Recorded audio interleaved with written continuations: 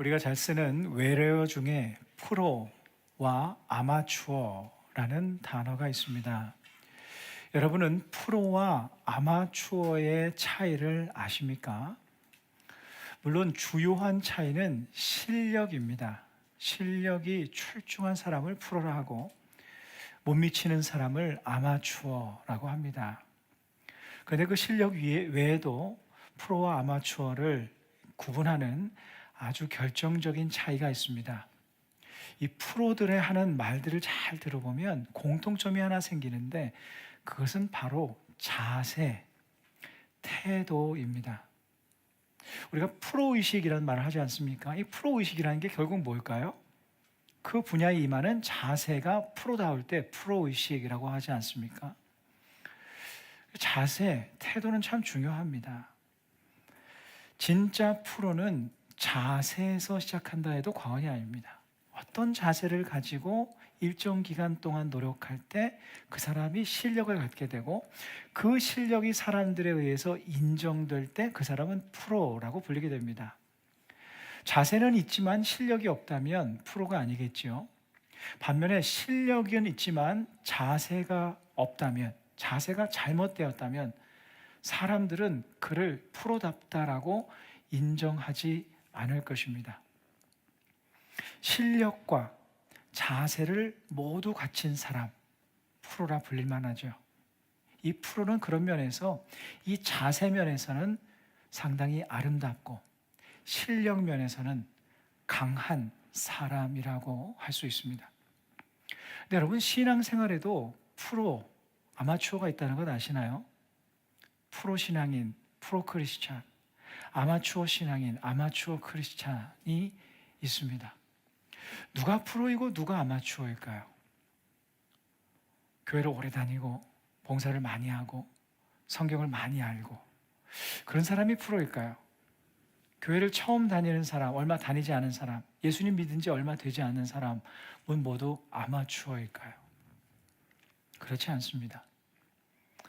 우리가 아마추어 신앙인, 프로 신앙인을 구분할 때 중요한 구분점은 믿음이 없는 사람들과 비교할 때 나는 확연히 구분된 사람인가 아닌가입니다. 아마추어 신앙인은요, 믿음이 없는 사람인지 아닌지 모를 정도로 별반 차이가 없을 때 그 사람은 아마추어 신앙인이다 라고 부르죠.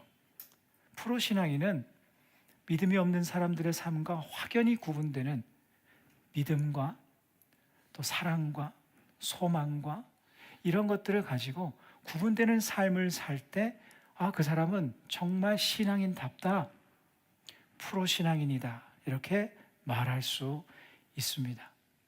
그러므로 믿음이 없는 넌 크리스찬들의 삶과 다른 정말 크리스찬다운 삶을 사는 것이 크리스찬의 실력이고 크리스찬의 능력입니다. 그런데 그 크리스찬의 실력과 능력은 크리스찬의 자세로부터 오게 되는데요. 그 자세가 무엇인지 오늘 본문 말씀을 나누면서 함께 찾기를 원합니다. 그래서 우리도 정말 강하고 아름답고 강한 그런 프로 신앙인들이 될 수 있기를 원합니다. 오늘 본문에서는요, 아마추어 신앙인들과 프로 신앙인이 대조되고 있습니다. 바로 예루살렘 유대인들과 바울의 모습입니다. 유대인들이 무슨 신앙인이냐? 여러분, 그들은 아주 깊은 신앙을 가진 사람들입니다. 유대인을 우습게 볼 것이 아닙니다. 그들이 바울과 이렇게 바울을 대적하고 대조하고 이렇게 되는 데에는요, 그들도 신앙인이기 때문에 그렇게 된 겁니다. 예수님을 물론 아직은 알지 못하죠. 예수님의 사랑을 알지는 못합니다. 그러나 그들은 역사적으로 그 어느 민족보다도 하나님을 믿어왔던 엄연한 신앙인들입니다. 그런데 유대인들은 신앙이 없는 사람들의 모습과 별반 차이 없는 정말 실망스러운 모습을 보여줍니다. 어떤 모습인가? 자기 마음에 들지 않으면 분노하고 폭력을 휘두르고 증오합니다.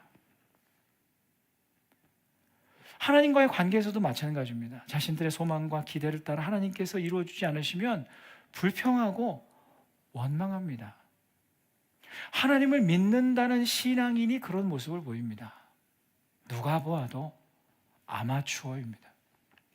반면에 프로 신앙인 이 바울은요, 정말 프로다운 모습을 보여줍니다. 바울에게 이 유대인들은 얼마나 고통스러운 존재들이었습니까? 바울이 이런 말을 한 적이 있어요. 살 소망까지 잃어버렸다. 이게 뭐냐면 유대인들로 인한 핍박으로 인해서 속되게 표현한다면, 오늘날 바울은 그런 표현을 쓰진 않았지만 속되게 표현한다면 죽고 싶은 마음이 들 정도였다. 그러니까 그렇게 괴롭게 했던 사람들이 유대인들인데, 바울의 모습을 보면 이 유대인들을 정말로 사랑합니다. 진심으로 사랑합니다. 아낍니다. 심지어 로마서에서 뭐를 얘기하는가? 오늘 본문이 있기 전에 몇 달 전에 로마서를 쓰지 않았습니까? 거기서 어떻게 얘기하는가? 나는 그들이 구원을 받고 내가 버림을 받아도 나는 괜찮다. 자신을 핍박하는 그 사람들을 진심으로 사랑합니다. 정말 프로답지 않습니까? 하나님과의 관계도 그렇습니다. 우리가 말씀을 통해서 여러 번 나눴지만 바울의 뜻과 계획이 무너졌던 적이 얼마나 많습니까? 바울의 소망이 무너졌던 적이 얼마나 많습니까? 그런데 그럴 때마다 바울이 불평했다라든지 원망했다라든지 이런 기록이 없습니다. 바울은 하나님을 믿고 선하신 하나님의 인도하심을 믿고 그 상황을 겸허히 받아들였습니다. 참 프로다운 신앙인의 모습입니다. 본문에서 이 둘의 모습이 대조가 되고 있는데, 우리가 지금껏 나눈 대로 바울은 하나님의 사랑에 대해서 이야기했습니다. 유대민족도 사랑하시지만 이방인들도 사랑한다. 우리 모두 이방인들도 사랑하자. 이런 이야기를 하던 차에 이 유대인들이 들고 일어난 거죠. 말도 안 되는 소리 하지 마라. 저 입을 막아라. 살려둘 자가 아니라. 오늘 본문의 모습입니다. 제가 다시 읽겠습니다. 이 말하는 것까지 그들이 듣다가 소리질러 이르되 이러한 자는 세상에서 없애버리자. 살려둘 자가 아니라 하여 떠들며 옷을 벗어 던지고 티끌을 공중에 날리니 천부장이 바울을 영내로 데려가라 명하고 그들이 무슨 일로 그에 대하여 떠드는지 알고자 하여 채찍질하며 신문하라 한대. 사실 이 짧은 본문에 무슨 내용이 있습니까? 아름답지 못한 내용만 있는데, 이 짧은 내용에 바울과 유대인들의 모습이 극명하게 대조되는 그 차이를 보게 됩니다. 바울의 모습은 아주 짧게 표현되는데, 바로 제일 앞에 있는 이 말하는 것까지, 바울은 그때까지 말을 했는데 어떤 모습이었습니까? 유대인을 향한 사랑의 모습이었어요. 그 사랑으로 복음을 전하는 모습이었습니다. 그리고 자신이 복음 전하는 그 삶 자체를 사랑하는 모습이었어요. 이것이 바울의 모습이었고, 유대인들은 그 정반대의 모습이었습니다. 자신을 불편하게 한 바울을 향해 분노하고 증오하고 폭력을 휘두르고 이 세상에서 없애야 할 자다. 누가 보아도 바울이 프로고 유대인들이 아마추어 신앙인들이었습니다. 잠시 우리는 생각해야 합니다. 우리의 모습은 어느 쪽에 더 가까운가? 증오와 분노와 불평과 불만과 불안과 이런 아마추어, 똑같은 상황 속에서 불평하고 똑같은 상황 속에서 미워하는 그런 불신자들의 모습과 비슷한가? 아니면 사랑하고 감사하고 신뢰하고 참아주고 이런 프로 신앙인과 가깝습니까? 우리는 늘 이 질문을 우리의 마음속에 해야 됩니다. 그런데 사실 중요한 질문은 무엇이냐면요, 여러분, 무엇이 그런 차이를 만들었냐라는 겁니다. 바울과 유대인들을 그렇게 차이나게 만든 이유는 무엇이냐라는 것이죠. 그거야 뭐 바울은 예수님을 믿고 유대인들은 예수님을 안 믿으니까 뭐 그런 거죠. 그렇지 않습니다. 여러분, 그 옛날 다윗, 모세, 아브라함 이런 사람들은 아마추어들이었습니까? 그렇지 않았습니다. 신앙이 없는 사람들과 확연하게 구분된 강하고 능력 있는 삶을 살았습니다. 또한 예수님을 믿는다고 해서 다 바울처럼 되는 게 아닙니다, 여러분. 예수님을 믿어도 유대인들과 같은 모습을 가진 사람들은 너무나 많습니다. 세상이 교회에 대하여 등을 돌리는 이유 중에 하나가 그런 모습 때문 아닙니까? 그러면 혹시 유대인들은 하나님의 사랑과 은혜를 몰라서, 믿지 않아서 그런 것이었을까요? 그렇지도 않습니다. 여러분, 유대인들은요, 하나님에 대한 믿음이 굉장히 강력한 사람이었습니다. 하나님께서 우리 민족을 사랑하신다. 하나님께서 나를 사랑하신다. 하나님께서 우리를 버리지 않으신다. 이게 수천 년간 내려온 그들의 신앙이었어요. 자신들의 삶을 향한 하나님의 은혜를 믿었습니다. 이런 면에 있어서는 바울이나 유대인들이나 별반 다를 바가 없습니다.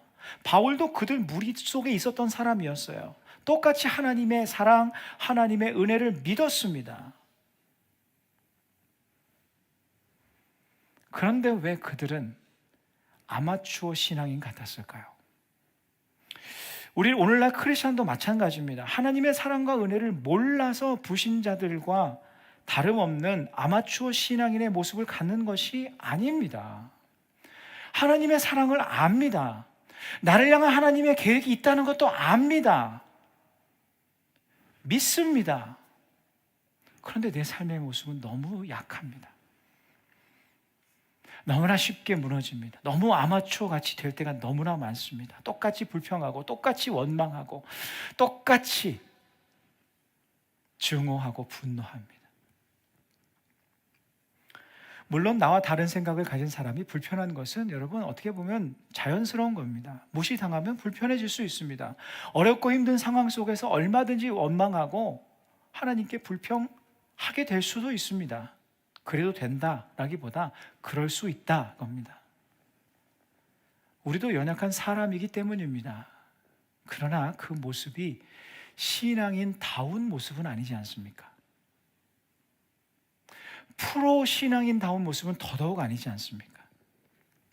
믿음 없는 불신자들의 모습에 더 가까운 아마추어 신앙인의 모습일 뿐입니다. 그럼 한번 묻습니다. 왜 동일한 하나님의 사랑과 은혜를 믿으며 사는데 어떤 사람은 바울 같고 어떤 사람은 유대인 같을까? 동일한 하나님의 계획을 신뢰한다고 하는데 왜 어떤 사람은 강한 신앙인이 되고 어떤 사람은 약한 신앙인이 될까? 어떤 사람은 아름답고 강하게 살고 어떤 사람은 그렇지 못할까?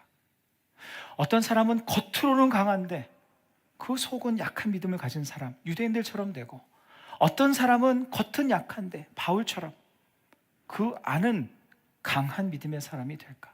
무엇이 그 차이를 만들어낼까? 똑같이 말씀을 듣고 똑같이 하나님의 은혜 가운데 산다고 우리는 믿으며 사는데 왜 우리는 그렇게 자꾸 무너질까? 문제는 하나님의 사랑을 알지 못해서도 받지 못해서도 믿지 않아서도 아닙니다. 하나님의 은혜를 믿지 않아서가 아닙니다. 거기서 끝나기 때문입니다. 하나님의 사랑을 받는 것에만 머물러 있기 때문입니다. 이것이 왜 중요하냐면요, 여러분. 사랑을 받는 것이 얼마나 중요합니까? 하나님의 사랑을 알고 하나님의 은혜를 알고 하나님의 은혜를 경험하고 받고 하는 것이 얼마나 중요합니까? 많은 거기에서 멈춘다면 그 사람은 내내 연약하고 나약한 신앙인으로 머물게 됩니다. 어려울 때마다 힘들어합니다. 좌절합니다. 뭐 그럴 수 있습니다만 그때마다 하나님의 사랑이 나를 향하는가? 이것 때문에 씨름합니다. 언제까지 그런 씨름을 계속해야 됩니까? 많은 사람들이 기독교인들은 나약하다 이런 말을 하는 이유 중에 하나가 바로 이런 면들입니다. 하나님의 사랑을 받는 데에만 급급한 것이. 그런데 여러분 한번 묻습니다. 사랑을 받는 자와 사랑을 하는 자 중에 누가 더 강한 사람이 됩니까? 우리가 해야 될 질문이 바로 이거예요. 그것은 사랑을 하는 자입니다. 사랑을 받는 사람도 그 따뜻한 사랑의 순간 강함을 느낄 수 있지만 그 사랑이 느껴지지 않을 때면, 삶이 어려울 때면 다시 약해집니다. 그러나 사랑을 하는 자는 언제나 강합니다. 왜? 그 사랑의 힘이 있기 때문입니다. 사랑받는 자는요, 삶의 힘겨움에 눌릴 때 용기를 내야 될 필요가 있습니다. 그러나 사랑하는 자는 용기 낼 필요도 없습니다. 그냥 사랑하는 겁니다. 어려움과 고난이 있건 상관없습니다. 중요한 건 나에게 닥친 어려움이 아니라 내가 사랑하는 대상을 사랑하는 일이기 때문이에요. 예를 들면 남성과 여성 중에 연약한 사람이 누굽니까? 여성 아닙니까? 그런데 그 연하디 연약한 여성이 이 세상에서 가장 강한 힘을 가진 여성이 되는 때가 있습니다. 그것은 바로 엄마가 될 때입니다. 왜 그럴까요? 사랑의 힘이 그에게 주어지기 때문입니다. 엄마는요, 자신이 못 먹고 자신이 아프고 상관없습니다. 자녀들이 더 중요한 겁니다. 자녀들이 건강하고 자녀들이 잘 되는 것이 더 중요합니다. 이게 엄마의 사랑이에요. 제 멘토 되신 목사님께 들은 이야기인데, 코로나 때에 이 마스크 보급이 잘 안 되던 때가 있지 않았습니까? 근데 결혼식이 있었던 거예요. 자기 딸을 결혼시켜야 되는 권사님이 소수의 하객들을 모시고 결혼식을 하게 되었는데 다 나눠주고 자기가 쓸 것이 없더랍니다. 그래서 마스크를 쓰지 못하고 앉아있어요. 그 모습이 너무나 안쓰러워서 우리 목사님께서, 주례하는 목사님께 나가셔서, 어머니 지금 위험한데 두렵지 않으세요? 하나도 두렵지 않습니다. 왜 그랬을까요? 사랑하는 딸의 결혼식이었으니까. 사랑에는 두려움이 없나니, 이런 말이 있지 않습니까? 사랑에는요, 어려운 상황과 고난을 이겨나갈 용기가 필요한 것이 아닙니다. 그냥 사랑 가운데 힘이 있는 것입니다. 사랑할 때 힘이 나는 거예요. 여러분, 공부나 일도 마찬가지입니다. 여러분, 공부를 무엇을 위해 하십니까? 여러분, 잘 들어보시면 대부분의 공부하는 사람들은 사랑받으려고 합니다. 내가 이렇게 공부를 해서 사랑받으려고, 내 공부를 통해서 다른 표현을 하면 보상받으려고, 내가 공부를 열심히 해서 더 좋은 직장 가서 더 많은 돈을 벌어서 내 삶의 보상을 받기 위해서 공부하는 사람들이 태반입니다. 그렇게 공부하는 사람과 내가 공부하는 분야 자체를 사랑하는 사람은요, 여러분, 비교가 안 됩니다.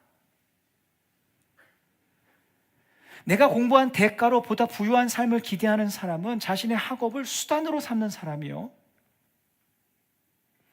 내가 공부하고 연구하는 분야를 정말 사랑하는 사람은 그 공부 자체가 목적이 되는 겁니다. 그리고 기쁨이요, 의미가 되는 겁니다. 일도 그렇습니다. 자신의 일을 통해 사랑받고 내 삶에 보상받을 기대로 일하는 사람들이 참 많은데, 일을 통해 돈을 벌고 생계를 이어나가는 것, 일로부터 보상받는 것이 뭐가 잘못입니까? 다 그럴 수 있습니다. 그러나 그런 보상을 위해서만 일하는 사람은 삶이 참 고단해집니다. 허무해질 때도 많고 비굴해질 때도 많습니다. 한계와 어려움 앞에서 불평하고 좌절하기 십상입니다. 일이 수단이기 때문에 그렇습니다. 그러나 그 일 자체를 사랑하는 사람은요, 어려움이 있고 고난이 있어도 그 일이 즐거운 겁니다. 의미가 있고 기쁨이 되는 거죠. 어려움과 고난 상관하지 않고 내가 사랑하는 이 일을 어떻게 내가 잘 세워나갈 것인가, 이 기쁨을 가지고, 일하는 즐거움을 가지고 그 어려움과 고난의 때를 이겨나갑니다. 바울이 강한 믿음 위에 서서 강하고 아름다운 신앙인, 프로 신앙인이 될 수 있었던 이유는 그가 하나님을 진정 사랑하는 삶에 집중했기 때문입니다. 그의 삶의 목표는 그것뿐이었어요. 그는 하나님께 사랑받는 삶의 범위 안에서만 전전긍긍하며 살지 않았습니다. 하나님, 도대체 이 어려운 상황 속에서 나를 사랑하시는 하는 겁니까? 이런 질문 드린 적이 없습니다.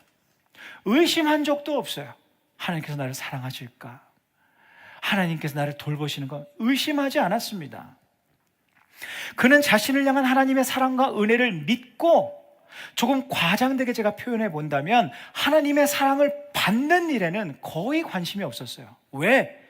이미 하나님의 사랑을 충분히 받았고 하나님의 충만한 사랑과 은혜가 내 삶에 가득하다고 믿고 믿어버린 겁니다. 그러니까 하나님의 사랑을 받을까? 이게 아닙니다. 이미 충만하고 그것은 믿는 거예요. 다메섹 선상에서 만난 예수님께서 십자가 위에서 보여주신 사랑으로 이미 증명되었다고 믿은 겁니다. 성자 하나님께서 자신의 생명을 위해 자신의 생명을 바쳐 증명하신 그 사랑, 자신의 아들을 죽음에 내어 주시기까지 아들을 내어서 모든 것을 내어주신 아버지 하나님의 사랑, 삶의 모든 순간순간이 이미 하나님께서 예비하신 은혜로 가득 차 있다는 이러한 사실, 이러한 사랑과 은혜를 아예 믿어버리고 의심하는 일을 멈춰버린 겁니다. 그리고 그의 삶의 목표는 무엇인가?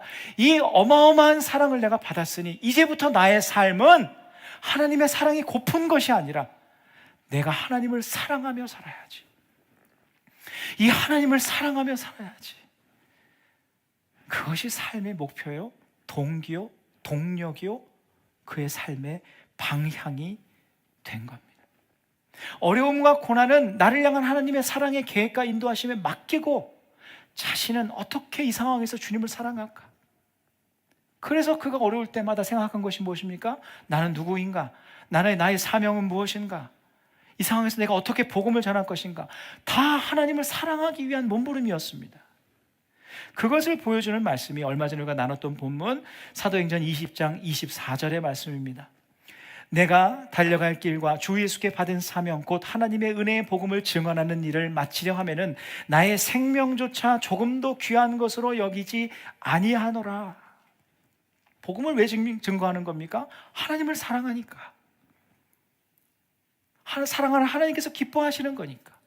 이것은 어떤 고백인가? 하나님을 사랑하는 삶에 있어서는 고난도 어려움도 나를 막을 수 없다. 상관없다. 나는 하나님을 사랑하며 살 것이니까. 이것이 바울이 강한 프로 크리스찬이 되어 수 있었던 동력이었습니다. 그러면 여기서 우리는 바울이 왜 그토록 유대인들을 끝까지 사랑했는가? 그 이유를 알게 됩니다. 또한 자신의 사역, 자신에게 주어진 삶의 순간순간들을 그는 정말 사랑하면서 최선을 다하며 살았거든요. 그 이유를 알 수 있게 됩니다. 유대인들은 방금 말씀드렸던 대로 바울에게 정말 고통스러운 사람들이었습니다. 그러나 그들을 진심으로 사랑했습니다.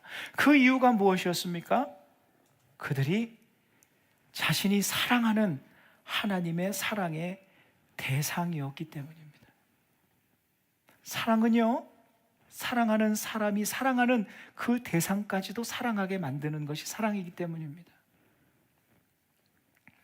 처음에는 그 사랑하는 사람에게 잘 보이기 위해서, 기쁘게 해주기 위해서 사랑하는 사람이 사랑하는 그것을 소중히 여기는 모습을 보여주다가 그 사람을 향한 사랑이 깊어지면 깊어질수록 언젠가가 순간이 되면 똑같이 그 대상을 사랑하게 됩니다.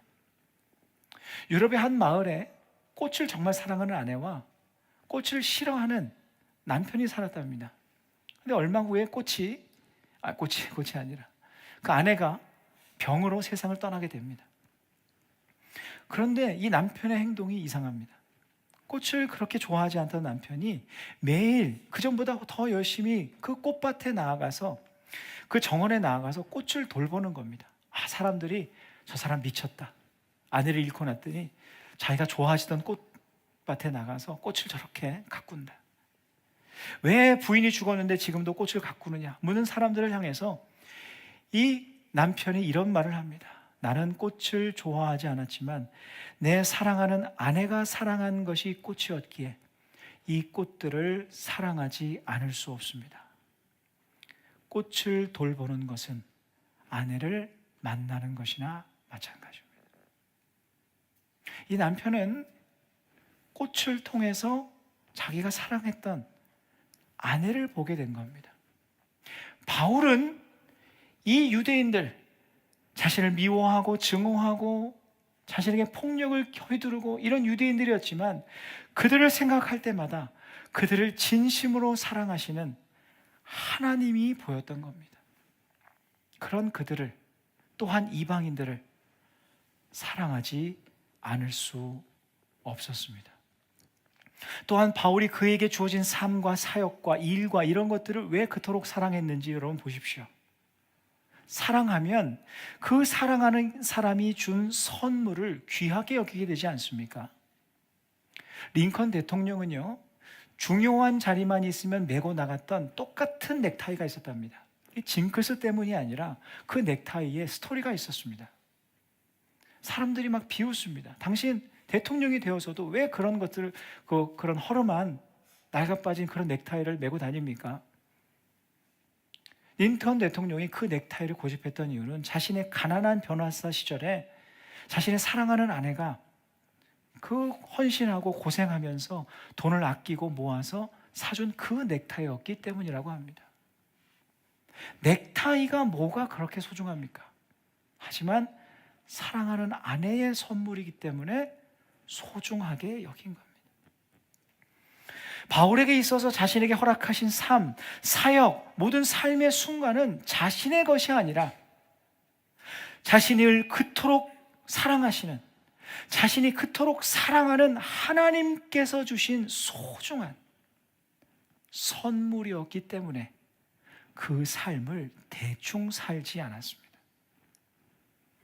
지치고 힘들 때에도 그 삶의 순간들을 소홀히 여길 수 없었던 것은 그 삶이 자신을 위해 주님께서 특별히 계획하시고 마련해 주신 주님의 소중한 선물이었기 때문입니다. 사랑하는 성도 여러분, 하나님께 사랑받는 자의 삶을 넘어 우리는 하나님을 사랑하는 자가 되어야 합니다. 이것이 유대인들과 바울의 차이입니다. 이것이 아마추어 신앙인과 프로 신앙인의 차이입니다. 이것이 하나님과 사람들에게 사랑을 받기만 하려는 자와, 그런 연약한 자와 하나님과 사람을 온 마음 다해 사랑하며 살기로 결정한, 그렇게 몸부림치는 자의 차이입니다. 언제까지 우리는 하나님의 사랑을 받기만 하는 데에만, 의심하고 다시 확인하고 흔들렸다가 다시 붙들림을 받고, 이런 삶을 언제까지 여러분 반복하겠습니까? 그런 피곤한 삶보다 주님을 사랑하는, 나를 향한 주님의 사랑은 이제 믿어버리고 주님을 사랑하는 삶을 살아야 합니다. 물론 삶의 어려움 속에서 하나님의 사랑을 바라고 은혜를 구하며 사는 일도 사실은 쉽지 않습니다. 아마추어라도 신앙인으로 사는 삶이 어려울 때가 물론 있습니다. 그러나 그런 때일수록 생각을 전환해야 됩니다. 우리를 향한 하나님의 사랑은 여러분 변치 않습니다. 하나님께서 우리의 모습 때문에 우리를 덜 사랑하시나? 그렇지 않습니다. 여러분, 예수님께서 십자가에서 죽으실 때 그분은 의인과 선인이었을 때에 우리를 위해서 죽으신 것이 아닙니다. 우리가 죄인 되었을 때, 우리가 얼마나 타락할 수 있는 사람인가를 아시는 그 상태에서 우리를 위해서 죽으셨다는 말입니다. 우리의 모든 것을 다 보고 죽으셨다는 겁니다. 우리를 구원하시기 위해서, 우리를 사랑하시기 위해서 그렇게 십자가에서 죽으셨다는 겁니다. 우리를 향한 하나님의 사랑은 어떤 삶의 순간에도 변하지 않습니다. 십자가에서 그분의 아들의 생명을 걸고 약속하신 사랑입니다. 이 세상 누가 자녀의 목숨을 걸고 사랑을 약속합니까? 그것도 사형 선고를 받고 기다리는 죄인을 구하기 위해서 아들을 내어주는 사람이 어디 있습니까? 하나님의 사랑은 그렇게 약속하신 것. 제발 믿어라. 내가 너를 얼마나 사랑하는지, 내가 얼마나 너를 소중하게 여기는지, 너의 삶을 내가 얼마나 존귀히 여기는지. 그 하나님의 사랑을 향한 의심과 불신을 이제 거두시고, 나의 삶에 어려움이 있거든 하나님 앞에 다 맡겨드리고 올려드리시고 대신 이렇게 살아가십시오. 하나님께서 사랑하시는 내 주변의 사람들 사랑하며 살려. 내 마음에 사랑이 있어서가 아니라, 그들이 나에게 잘해주어서가 아니라, 내가 하나님을 사랑하기에 그들 또한 사랑하다. 하나님께서 내게 허락하신 그 삶의 자리들, 그 삶의 자리만 생각해도 골치가 아프고 머리가 아프고 고난이 생각나고 어려움이 있어도 하나님께서 나에게 주신 건강, 하나님께서 나에게 주신 그 삶의 자리, 이걸 소중하게 여기며 사랑하는 삶에 집중하며 살아가십시오. 비록 우리의 모습이 아마추어 같아도 그런 프로 신앙인으로서의 삶에 스스로를 도전하십시오. 신앙생활은요, 아마추어로 시작해서 프로로 끝나야 합니다. 믿지 않는 사람들과 비슷한 모습이지만, 내가 교회 생활을 오래 해도 내 모습이 여전히 부족하지만, 그래도 나는 하나님을 사랑하는 자가 되어야 돼. 나를 위해 모든 것을 허락하신 그 주님, 나 또한 나의 삶 끝나는 그날까지 주님을 사랑하며 살기 원합니다. 그런 삶을 산 믿음의 사람들을 보십시오. 모세, 다윗, 바울, 예수님의 제자들, 처음에는 사랑을 받는 자들이었지만 결국은 하나님을 사랑하는 강하고 아름다운 프로 신앙인들이 되었습니다. 그런데 그렇게 하나님을 사랑하는 삶을 사는 이들을 향한 참 귀한 말씀이 있습니다. 우리가 참 좋아하는 말씀 중에 하나가, 많은 말씀들을 좋아하지만 합력하여 선을 이룬다, 이 말씀 정말 좋아하지 않습니까? 그런데 그 합력하여 선을 이룬다, 우리의 삶에 이루어지기를 바라는데 모든 것이 합력하여 선을 이룬다, 단서가 있습니다. 누구의 삶에 그렇게 하시는가? 로마서 8장 28절 우리 함께 읽으시겠습니다. 우리가 알거니와 하나님을 사랑하는 자 곧 그의 뜻대로 부르심을 입은 자들에게는 모든 것이 합력하여 선을 이루느니라. 어떤 자의 삶에 선을 이루시는가? 하나님께 사랑을 받기만 하는 자가 아니라, 하나님의 은혜를 믿기만 하는 자가 아니라, 고난이 있어도 어려움이 있어도 나는 하나님을 사랑할 거야, 나는 하나님을 믿을 거야, 나는 하나님만 바라볼 거야, 내 삶이 나를 무너지게 하고 사람들이 나의 마음을 아프게 해도 하나님을 향한 나의 사랑은 어느 누구도 막을 수 없어. 이 사람의 삶에 합력하여 선을 이루시겠다는 하나님의 약속의 말씀입니다. 오늘 나눈 말씀을 기억하며 함께 부를 찬송은 주님만 바라보며 무리를 걸었던 베드로의 이야기가 담긴 노래인데요, 베드로는 2번 무리를 걸었습니다. 첫 번째로는 진짜 무리를 걸었습니다. 주님을 바라보며 그 두려움의 무리를 걸었지만 빠졌습니다. 두 번째 걸었던 그의 무리는 그 인생의 고난의 물 위였어요. 거친 풍랑과 같은 핍박의 무리를 걸었는데 그는 힘있게 승리하며 걸었습니다. 여러분, 그것을 아십니까? 첫 번째로 그가 걸었을 때도, 훗날 걸었을 때도 주님의 그를 향한 사랑은 언제나 동일했다는 것을 아십니까? 그는 언제나 동일하게 하나님의 사랑을 받는 자였어요. 그런 그가 어떻게 그 인생의 훗날에 그 두려움의 풍랑, 그 핍박의 풍랑 위로 담대하게 걸어갈 수 있었을까? 그것은 베드로가 더 이상 이제 주님께 사랑을 받는 것에서 멈추는 제자로서의 삶이 아니라 이제 그는 담대하게 주님을 사랑하는 사도로서의 삶을 살았기 때문입니다.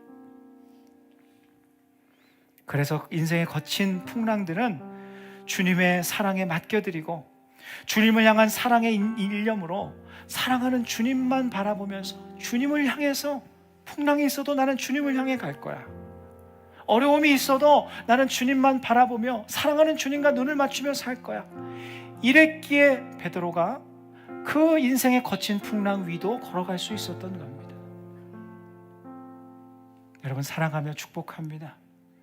주님을 사랑하며 살아가십시오. 아름답고 강한 신앙인이 되십시오. 주님의 사랑에 대한, 나를 향한 그 사랑에 대한 믿음 꼭 붙들고 의심하지 말고 이제는 더 강한 신앙인답게, 더 아름다운 신앙인답게 주님을 사랑하는 우리 모두가 되기를 간절히 소망합니다.